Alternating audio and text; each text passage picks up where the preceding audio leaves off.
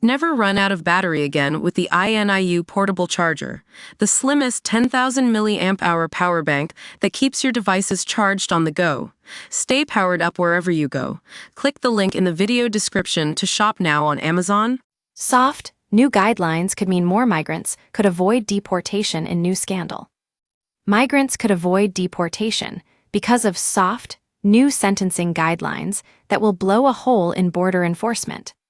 The highly criticized Sentencing Council has urged judges to take a softer approach and to give offenders sentences of less than 12 months despite the maximum sentence allowed in UK law being considerably higher. Foreign criminals are eligible for deportation if they are sentenced to 12 months behind bars. A first offense should also be considered as a mitigating factor, the Quengo says.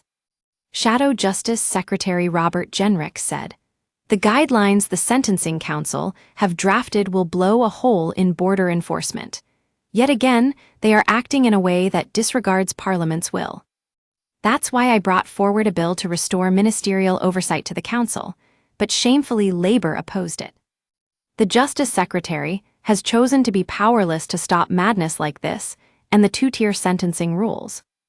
Mr. Jenrick added, "These soft sentence guidelines will be catnip for human rights lawyers. Hundreds of foreign offenders a year will be able to avoid deportation."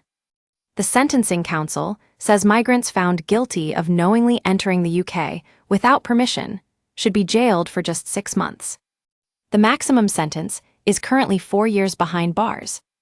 Those trying to deceive immigration officials should face a sentence starting at 9 months, the Sentencing Council says. This is less than half of the 2-year maximum sentence set out in law. Possession of false identity documents relating to immigration has a maximum custodial sentence of 10 years, but the Council suggests a starting point of just 9 months. A fourth offense of possessing false ID without reasonable excuse has a 2-year maximum sentence in law, but the Council's draft guidance suggests a starting point of just 9 months. The Sentencing Council has already provoked widespread fury by proposing a two-tier justice system which could cost taxpayers tens of millions. The hugely controversial guidance said pre-sentence reports, which are designed to tailor sentences most appropriate to an offender's history and background, should be prepared if a criminal is transgender or from an ethnic minority. The new plans could mean white criminals are more likely to be jailed than ethnic minorities offenders. Justice Secretary Shabana Mahmood has said she will use Labour's upcoming sentencing bill to undo the plans, despite clashing with the Sentencing Council. "We use your sign-up to provide content in ways you've consented to and to improve our understanding of you. This may include adverts from us and third parties based on our understanding. You can unsubscribe at any time. Read our privacy policy." But Mr. Jenrick fears that legislation won't come into force for at least a year, plunging the UK into a two-tier justice crisis on April 1. He told the Daily Express, "This two-tier sentencing guidance isn't just deeply unfair. It will also likely cost the taxpayer tens of millions of pounds. It will blow a hole in the probation service's budget and overwhelm them, creating delays that will mean victims have to wait longer for justice." The Justice Secretary was asleep at the wheel while her department approved this guidance. "Tomorrow she has a chance to fix her mess by backing my bill to stop the two-tier system coming into force and preserve equality before the law. If Labour refuse, there will be two-tier justice under two-tier care in just 18 days' time. And it will reignite fears over the abuse of Britain's immigration system. A rising number of foreign criminals are being given taxpayer-funded asylum accommodation because they will never be deported, the Daily Express can reveal.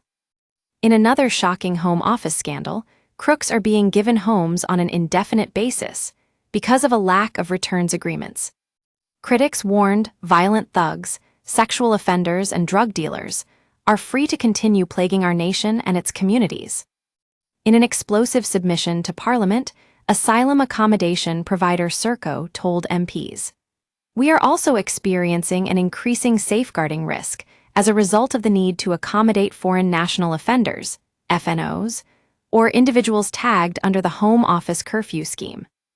Whilst in theory FNOs who have served their sentence should be transferred to immigration removal centers to await deportation, a lack of returns agreements with certain countries means their nationals will never be deported.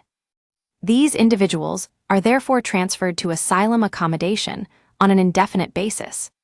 Home Office sources said it has been a long-standing approach, with some foreign offenders able to receive housing because they have claimed asylum. More than 18,000 foreign criminals were living in the community in September, according to the latest Home Office figures. More than 38,000 migrants are staying in hotel rooms, costing £5.5 million a day. A further 65,707 are in other accommodation. Putting someone in a hotel room costs £145 per night, compared with £14 for accommodation such as houses, bedsits, and flats, the National Audit Office said.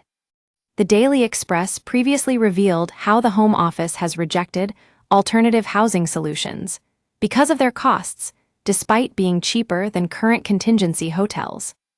Asylum accommodation provider Serco has put forward plans for a range of alternative medium-sized accommodation sites, including converting student accommodation, but the Home Office Property Board has rejected the majority of the proposals.